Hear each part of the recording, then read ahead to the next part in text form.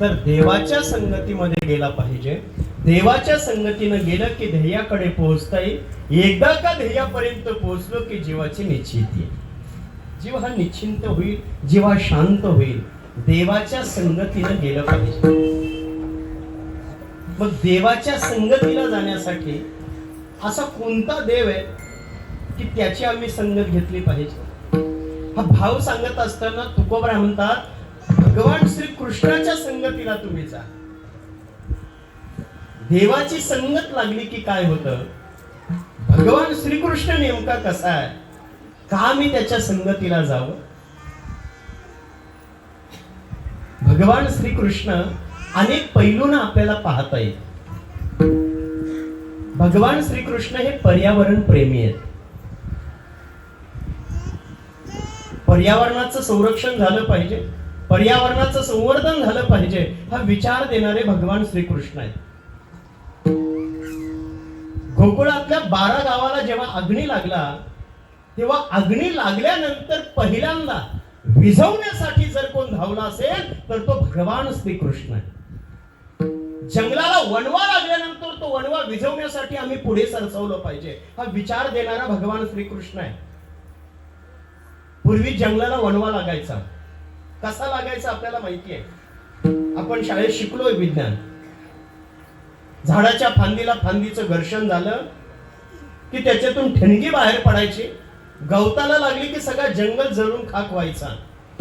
पण मग आता वणवा लागतो कसा? आता झाडच नाही. मग झाडाच्या फांदीला फांदी घर्षण होईल कसं? ठिणगी बाहेर पडेल कशी? मग तरी वणवा लागतो का? रस्त्याच्या कडेला आमची गाडी थांबते, खिशातला ब्रिस्टॉल बाहेर काढला जातो. ब्रिस्टॉल ओढल्यानंतर अर्ज जळालेलं थुटूक असं आम्ही फेकून देतो.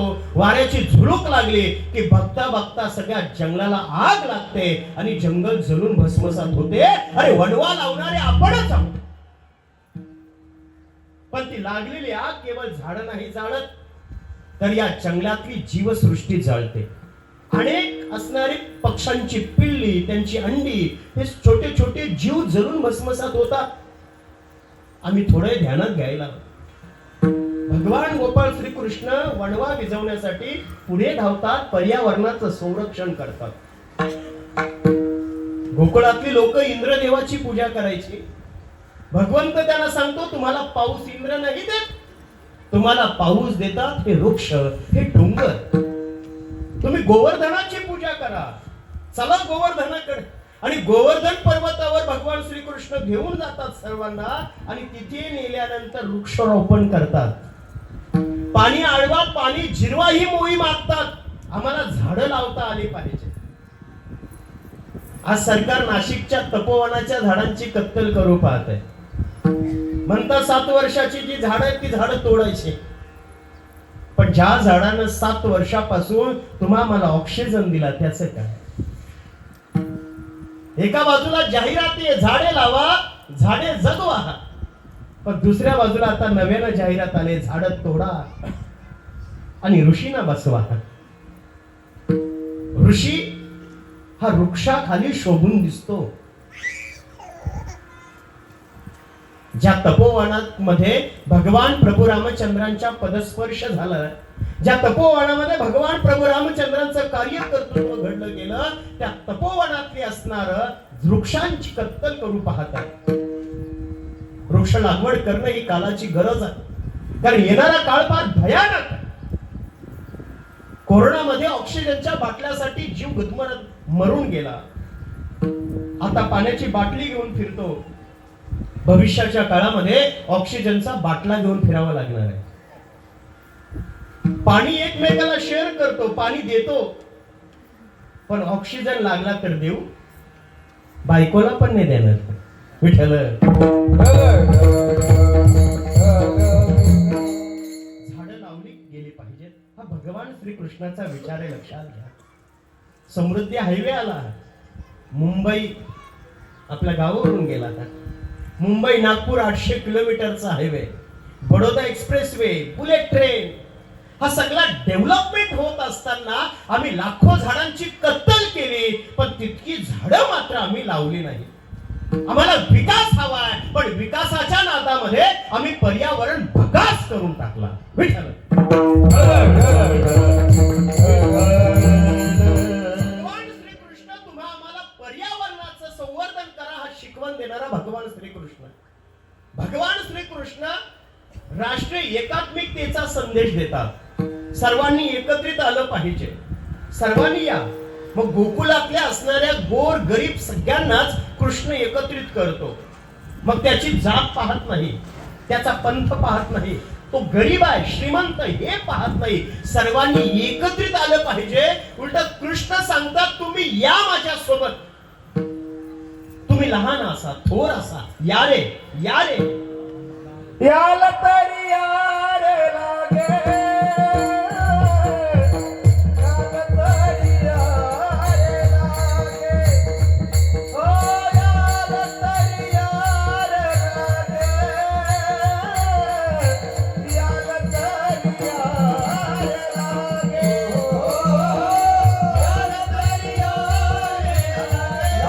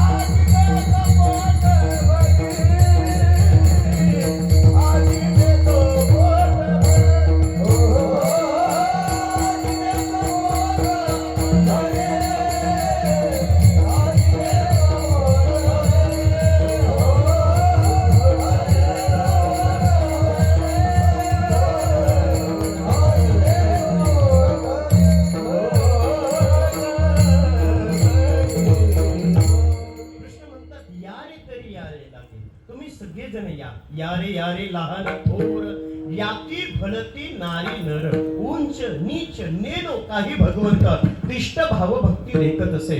भगवंत कोण कुठल्या जातीपातीचा पाहत नाही. भगवंत सगळ्यांना एकत्रित करतोय. राष्ट्रीय एकात्मिकतेचा संदेश देणारा भगवान श्रीकृष्ण. श्रीकृष्ण आज सगळ्या जाती जाती विखुरल्या गेल्या. इथे प्रत्येक जात आज रस्त्यावर आहे आरक्षण मागण्यासाठी. प्रत्येकाला आरक्षण आहे स्वतःच, प्रत्येकाला आरक्षणाचं स्वतंत्र हवंय. भगवान श्रीकृष्ण म्हणतात अरे सगळ्या काही भेद विसरून जा आणि तुम्ही एकत्रित या. हा विचार देणारा भगवान श्रीकृष्ण. भगवंत महिला माता भगिनींचा नारी शक्तीचा सन्मान ठेवतात. गोकुळातल्या असणाऱ्या गोपिका यमुनेमध्ये जेव्हा अंघोळीला जातात, स्नानाला जातात, तेव्हा भगवंत त्यांचे कपडे बाजूला घेऊन जातो. भगवंतावर बोट ठेवलं जातं, दूषण दिले जातात की अरे हा भगवंत आहे आणि यानं गोपिकांचे कपडे पळवले. असा कुठला देव असतो का? बरेच जण प्रश्न विचारतात. पण याच्या मागचा अर्थ भगवंताला सांगायचंय तुम्ही तरुणी आहात, तुम्ही महिला आहात, तुम्ही पूर्ण कपड्यांमध्ये असलं पाहिजे, तुम्ही भरजरी वस्त्रामध्ये असलं पाहिजे, आपलं अंग उघडं ठेवू नका. हा विचार आता देणारा भगवान श्रीकृष्ण. आज आम्ही पाश्चिमात्य गणवेशाचा अंगीकार करायला लागलो, पाश्चिमात्य संस्कृतीचा आम्ही अंगीकार करायला लागलो, आम्ही अर्ध कपड्यांमध्ये आम्ही फिरायला लागलो. पण भगवान श्रीकृष्ण सांगतात महिलांनी आपल्या शीलाचं रक्षण करा, भरजरी कपड्यांमध्ये राहा. हा महिलांचा सन्मान करणारा भगवान श्रीकृष्ण आहे. त्या भौमासुरानं नरकासुरानं स्त्रियांना बंदीखानामध्ये टाकलं आणि त्याच वेळेस भगवान श्रीकृष्णानं नरकासुरावर आक्रमण केलं आणि 16,100 असणाऱ्या स्त्रियांना मुक्त केलं. त्या स्त्रिया भगवान कृष्णाला म्हणतात, अरे देवा, तू आम्हाला सोडवूनच नरकासुराच्या जाचातून, पण आमचे घरचे, हा समाज आमचा स्वीकार नाही ना करणार, आम्ही कुठे जाऊ आता? कृष्ण म्हणाला, कुठे जाण्याची गरज नाही, मी तुमचा रक्षण करताय, मी तुमचा स्वीकार करतो. आणि 16,100 स्त्रियांचा, त्या तरुणींचा भगवान श्रीकृष्ण स्वीकार करतात. स्त्रियांचा रक्षण करणारा भगवान श्रीकृष्ण. आज स्त्रियांना आरक्षण 50%. 50% आरक्षणाचा विचार आम्ही फक्त राजकारण आल्यावरच करतो. स्त्रियांना आरक्षण आहे, पण त्यांच्या संरक्षणाचं काय?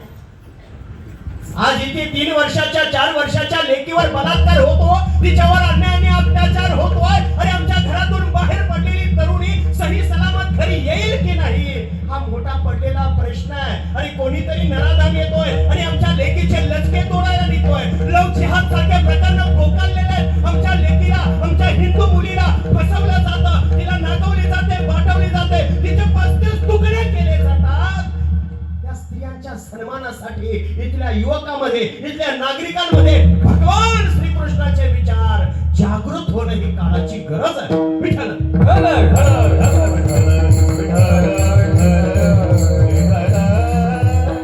स्त्रियांचा सन्मान ठेवणारा भगवान श्रीकृष्ण. भगवान श्रीकृष्ण अर्थक्रांती करतात. अर्थक्रांती, बाजारपेठ निर्माण करतात गोकुलामध्ये. आपल्या गावामध्ये, आपल्या शहरामध्ये बाजारपेठा ह्या आपल्या असल्या पाहिजेत.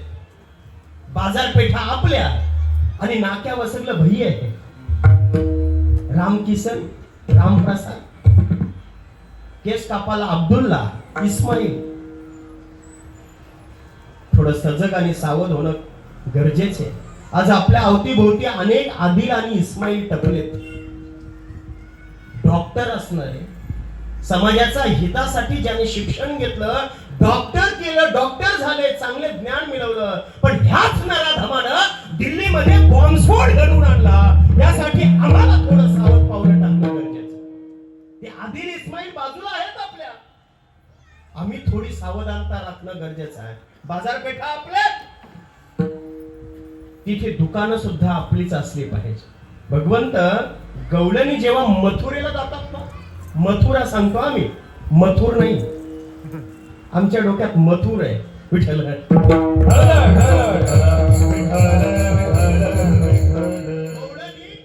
असणारा माल, दही, दूध, ताक विकण्यासाठी त्या मथुरेला जातात. भगवंत त्यांना अडवतो आणि सांगतात, अरे तुम्ही दुसऱ्या बाजारपेठेमध्ये का जाता, दुसऱ्या शहरामध्ये का जाता? इथेच बाजारपेठा आपण निर्माण करू, इथेच तुम्ही आपला धंदा करा, व्यवसाय करा, आपला उदरनिर्वाह करा. महिला सबलीकरण आणि महिला सक्षमीकरण जर कोणी केलं असेल तर ते भगवान श्रीकृष्णाने केलंय. विठ्ठल आणि आज महिला सक्षमीकरण व्हावं, महिला सबलीकरण व्हावं, यासाठी लाडकी बहीण योजना आली. 1500 रुपये 2100 देणार होता. कर्जमाफी होणार होते. फार्मर आयडी काढायला लावलेत. फार्मर फार कष्ट करून मरतो, त्याचं नाव फार्मर. विठ्ठल म्हणतो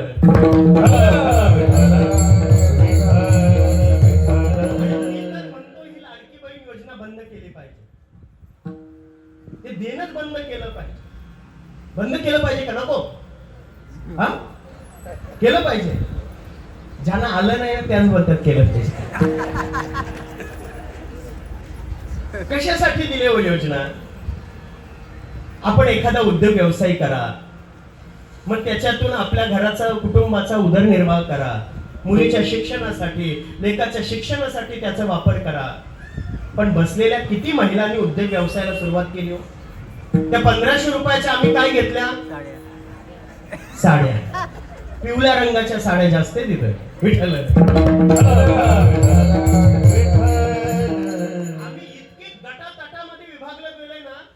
साडीवरून कळतं कुठला गट आहे. विठ्ठल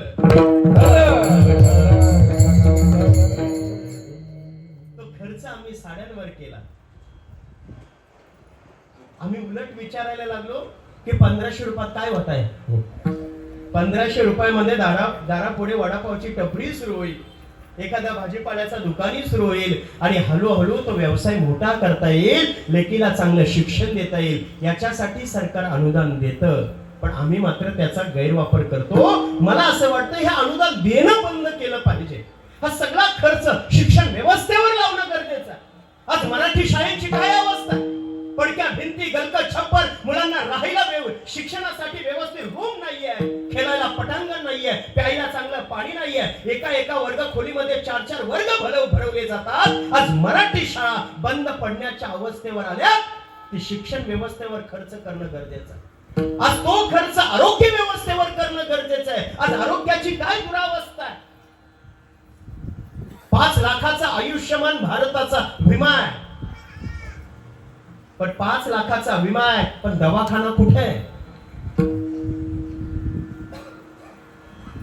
भिवंडीमध्ये नको का तो, माणकोलीच्या नाक्यावर नको का.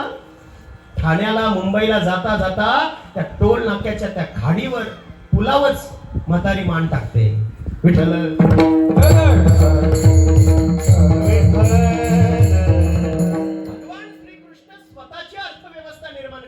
स्वतःची बाजारपेठ निर्माण करतात. अर्थ क्रांती करणारा भगवान श्रीकृष्ण आहे, सामाजिक क्रांती करणारा भगवान श्रीकृष्ण आहे, पर्यावरण प्रेमी भगवान श्रीकृष्ण आहे, महिलांचं संरक्षण सन्मान ठेवणारा भगवान श्रीकृष्ण आहे.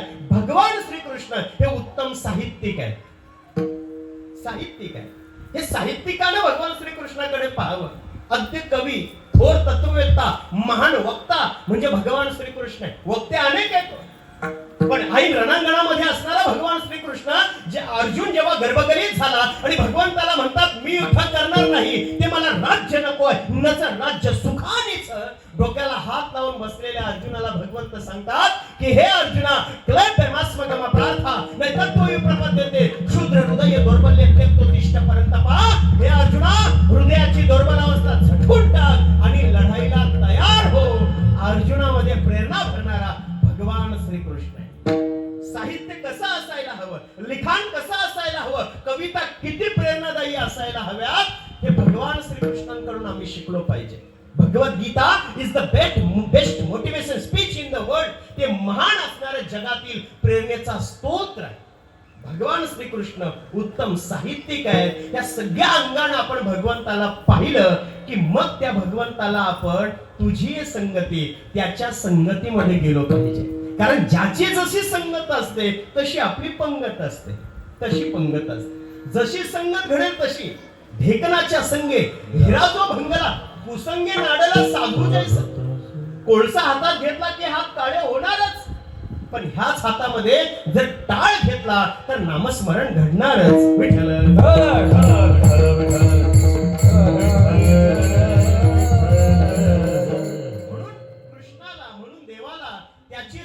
घेतली पाहिजे. त्याची संगत घेतली की जीवनामध्ये निश्चिती आहे. खरंच निश्चिती झाली का हो देवाच्या संगतीमध्ये जाऊन. भगवंत जेव्हा दुर्योधन भगवंताला आमंत्रित करतो, भगवंत देखील दुर्योधनाकडे जातात आणि दुर्योधन छान पद्धतीचं भोजन देवासाठी बनवतात.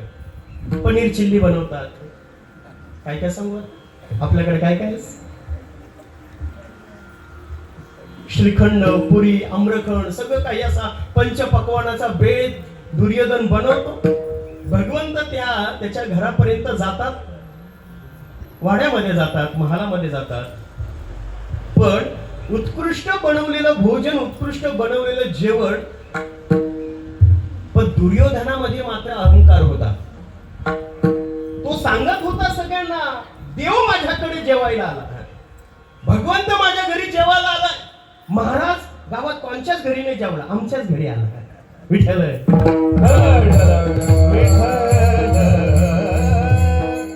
माझ्या घरी आला, देव माझ्याकडे जेवायला आला. हा अहंकार त्या दुर्योधनामध्ये आला. भगवंतानं दुर्योधनाचा अहंकार पाहिला आणि भगवंत दुर्योधनाकडे न जेवता तडक निघाले आणि विदुर काकाच्या घरी आले. विदुर काकाच्या घरी आले.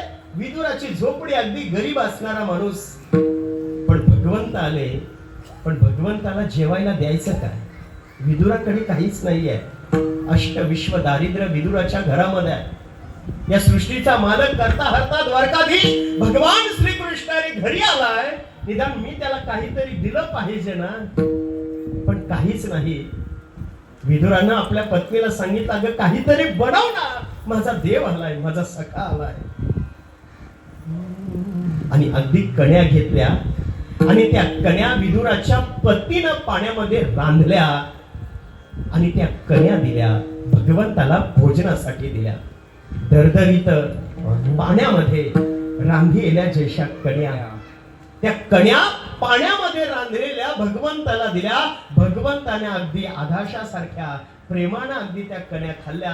भगवंतानं तृप्तीचा ढेकर दिला आणि विदुर म्हणाला, ज्या परमात्म्याची मी अपेक्षा करत होतो की देवानं माझ्या घरी यावं, देवाची माझी संगत व्हावी, त्या भगवंताचा संग झाला. आज त्याची संगती झाली, त्याच्या सोबत पंगती घडली आणि मग माझ्या जीवनाची निश्चिती झाली. विठ्ठल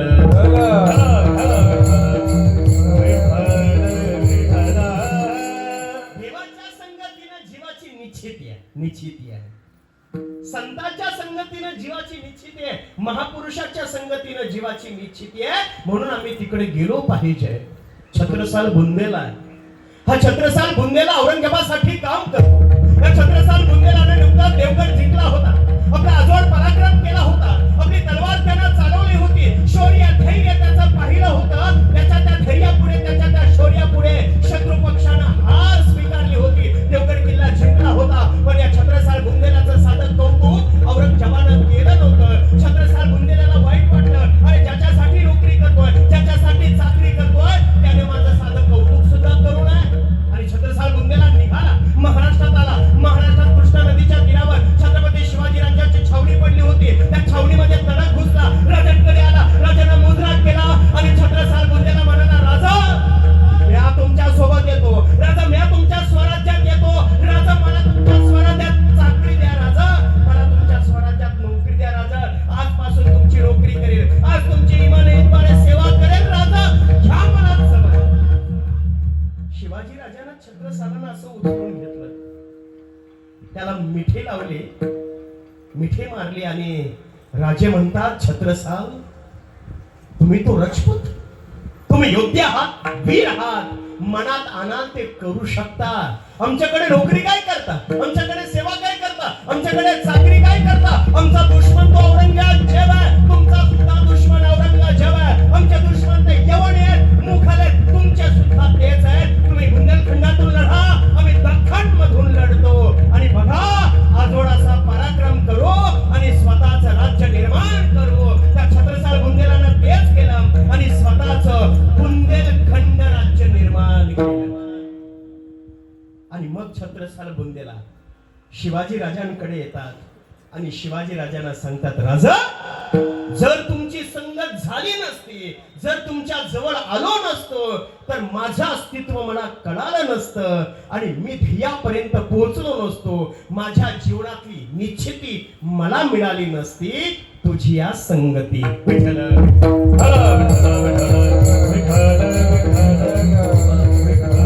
देवाच्या संगतीला गेलो की खऱ्या अर्थानं निश्चिती होते. मग त्याच्या संगतीमध्ये गेल्यानंतर काय मिळतं, जे आजपर्यंत कधी पाहिलं नाही ते मिळून जातं. अभंगाचं दुसरं नाही देखिले ते मिळे, नाही देखिले ते मिळे,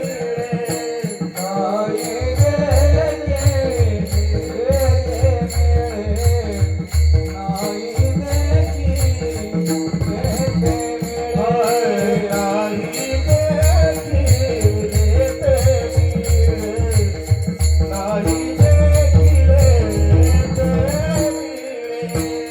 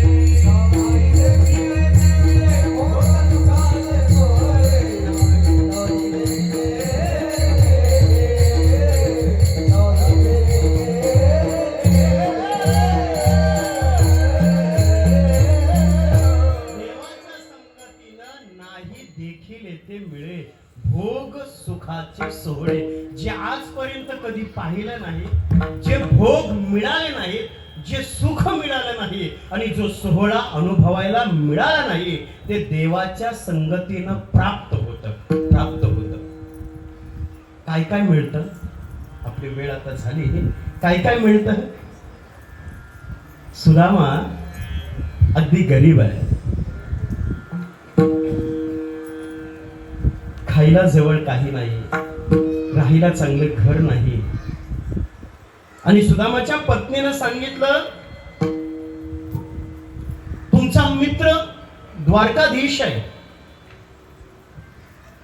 तुमचा मित्र मंत्री आहे, जा ना त्याच्याकडे, तुम्ही मागाल ते तो तुम्हाला देईल. पण सुदामा म्हणतात, मी त्याच्याकडे जाईल, पण लहानपणापासून त्याची एक खोड आहे, त्याची एक सवय आहे, त्याला काहीतरी द्यावं लागतं. आपल्याकडे द्यायला काय? जवळ काहीच नव्हतं घरामध्ये. सुदामाच्या सुशीला त्या पत्नीनं गावामध्ये गेली, 2-4 घरातून मुठभर असे पोहे आणले आणि त्या फटक्या असणाऱ्या पंचाला उपरणाला बांधल्या आणि सांगितलं, हे पोहे घेऊन जा. आणि दर मजल करत करत सुदामा भगवंताच्या नगरी जवळ येतात. आणि नगरीमध्ये आल्यानंतर त्या ठिकाणी असणारे द्वारपाल सुदामाला थांबवतात. अरे थांब, जायचं नाही. सुदामा म्हणतात, मला कृष्णाला भेटायचं आहे. त्याने सांगितलं, अपॉइंटमेंट लेटर कुठे आहे? अपॉइंटमेंट घेतल्याशिवाय जाता येत नाही. काही जणांना काहीच काम नसतं, नुसतं बसलेलं असतात ऑफिसमध्ये, तरी पण म्हणतात, साहेब बाहेर आहे. विठ्ठल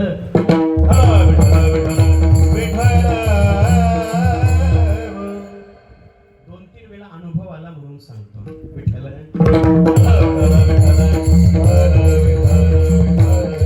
त्यानं सांगितलं, तुला कोणी सांगितलं?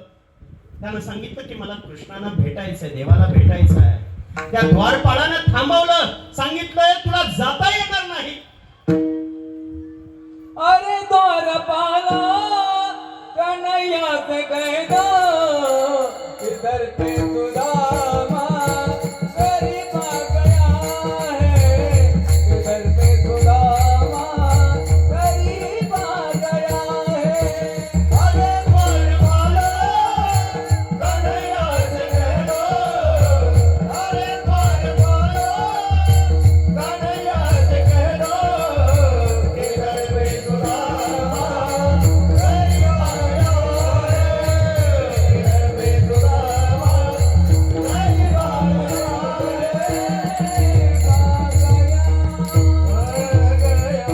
सुदामानं सांगितलं, अरे द्वारपाळानो, जाऊन सांगा की सुदामा आलाय.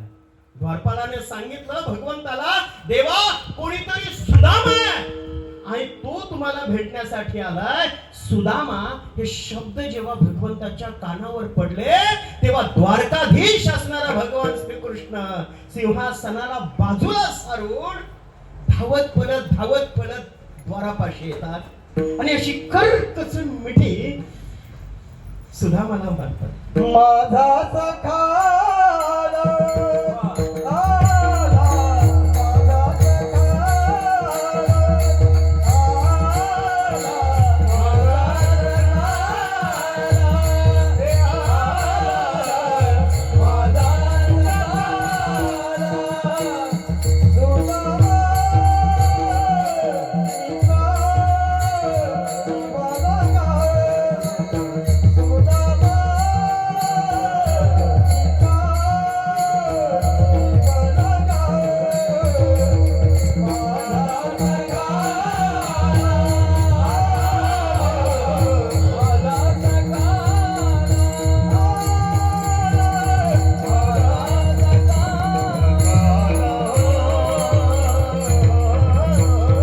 कृष्ण म्हणतात, जीवाचा जीवलग मित्र सखा माझा आलेला, असं आलिंगन दिलं, सुदामाच्या हाताला धरलं आणि त्या नगरामध्ये राज्यामध्ये घेऊन गेले. सगळं राज्य कृष्णाकडे असे अवाक नजरेनं पाहत होतं. अरे हा द्वारकाधीश, हा राजा पण एका गरीबाला फाटक्या तुटक्या कपड्यांमध्ये असणाऱ्या माणसाला घेऊन चाललाय. भगवंत कुठल्याही प्रकारचा भेद ठेवत नाही. घेऊन जातात, पाद्यपूजन केलं जातं, अंगभर कपडे परिधान केलं जातात. आणि जेव्हा भगवंत सुदामा जायला निघतो तेव्हा मात्र सुदामाला विचारलं, काय आणलंस? सुदामानं पुरचुंडी अशी काढली, सांगितलं, हे पोहे तुझ्या वहिनीने दिलेत. ते पोहे कृष्णानं असं पाहिलं, 12 घरचे 12 प्रकारचे पोहे होते, वेगवेगळे रंग त्याच्यामध्ये होते. ते पाहिलं आणि भगवंताने एक फका मारला, तृप्तीचा ढेकर दिला. भगवंत तृप्त झाले. किती प्रेमानं आणलंस, किती प्रेमानं आणलंस. आणि सुदामा भगवंताचा निरोप घेऊन जायला निघतात. सुदामा आता आपल्या घरी येतात, पण येत असताना मात्र जे गाव होतं ते गाव मात्र सोन्याचं झालं होतं. सुदामा ब्राह्मण दुःखी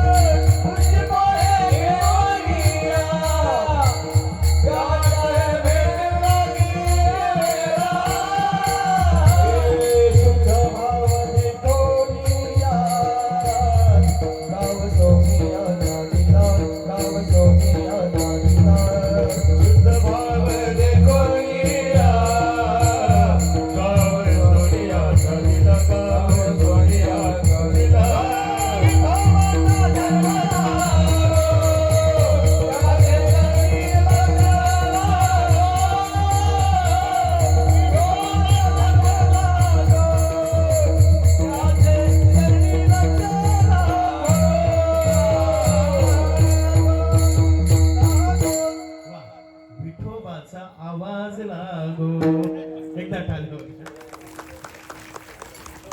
सुदामा ब्राह्मणाला ती संपूर्ण नगरी सोन्याची देऊन टाकली, श्रीमंत बनवलं. नाही देखील येते मिळे जे सुदामानं कधी पाहिलं नव्हतं ते भोग, ते सुख, ते सोहळे सुदामाला मिळालं. भोग म्हणजेच काय? भगवंताला 56 प्रकारचे भोग प्रिय आहेत. 56 प्रकारचे चांगले विचार भगवंताला आवडतात. 56 प्रकारचे शुद्ध कर्माचरण भगवंताला आवडतात. न्यायनीतीने धर्माचरण वागणं याला भोग म्हणतात. केवळ खाण्याचा पदार्थ म्हणजे भोग नाही, हे भगवंताला आवडतात. भोग सुख भगवंत प्रदान करतो. हे सुख देणारा भगवंत आहे. का? कारण तू कसा आहे? सर्व सुखल्यानो सर्व अलंकार आनंदे निर्भर डुलत असो. देवाच्या ठिकाणी सुख आहे, एक धरीला चित्ती आम्ही रखुमाईचा पती, त्याच्याच ठिकाणी सुख आहे. तुका म्हणे माझे हेची सर्व सुख पाहिन श्रीमुख आवडीनं. भगवंताच्या सुखा त्याच्या ठिकाणी सुख आहे. सुख प्रदान करणारा तोच आहे, सोहळे जीवनामध्ये निर्माण करणारा तोच आहे. जे कधी पाहिलं नाही ते मिळालं. कुब्जा अष्टांगामध्ये वाकडी आहे, पण भगवंताच्या चरण रज कण्याच्या धुळीचा स्पर्श झाला, कृपादृष्टी झाली आणि कुब्जा सर्वांग सुंदर बनली. नाही देखील येते मिळे भोग सुखाचे सोले. तुकोबारा म्हणतात भगवंताकडे सगळं काही मिळतं. का गेलो पाहिजे? कारण आमच्या घरामध्ये आम्ही संसारामध्ये आहोत, आम्ही प्रपंचामध्ये आहोत. संसारामध्ये दुःख आहे, संसारामध्ये निराशा आहे, संसारामध्ये माणूस अस्वस्थ आहे, संसारामध्ये माणूस अशांत आहे. म्हणजेच हा संसार कसा आहे तर तो ताकासारखा आहे. ताकासारखा आहे. ताक कुणी पितो का? ताक पिताना तोंड वेडं वाकडं करायला लागतं. ताकानं अन्न पचन होतं, पण आता ताक पण फॉर्टी आलाय. विठ्ठल